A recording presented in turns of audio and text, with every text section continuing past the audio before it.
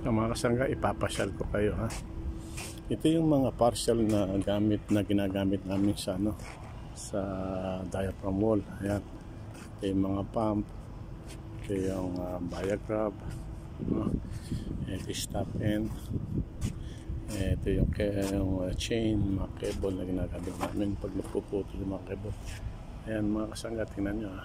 Yan yung mga partial na ginagamit namin sa pag-ukay sa diaphragm wall. Ito yung magamit. Yan. Yung iba doon nakalagay sa kabilang stock area.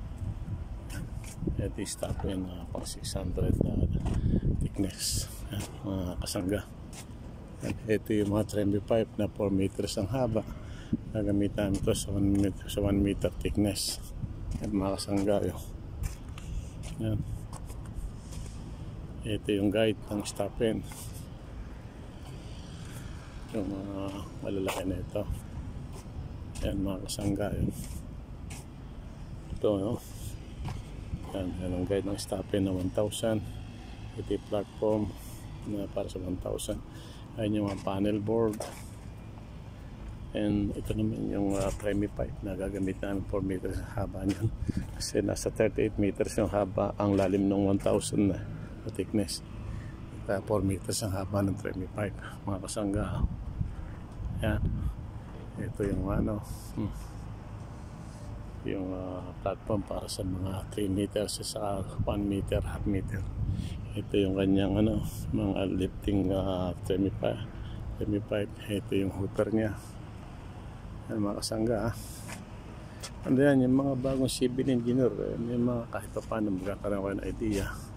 When you graduate, kung mapunta ko sa foundation, so kahit pa paano may idea na kayo sa mga gamit.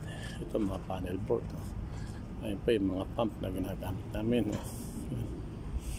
Yan guys, mga kasangga. Sa 600 namin ginagamit ito. Yan. Ito yung mga bentonite na ginagamit namin. Ayan, nakastock dito. Ito naman ang gauge ito pagka nagkaroon ng problema yung stock. And ito yung ginagamit ito. Pressure pump ito. Ayan guys. Nakasangga yun. Submersible pump yun. Diesel. Ayan yung ginagamit pagka nagkakaroon ng desanding. O yung nagbubuhos na. Ayan mga kasangga.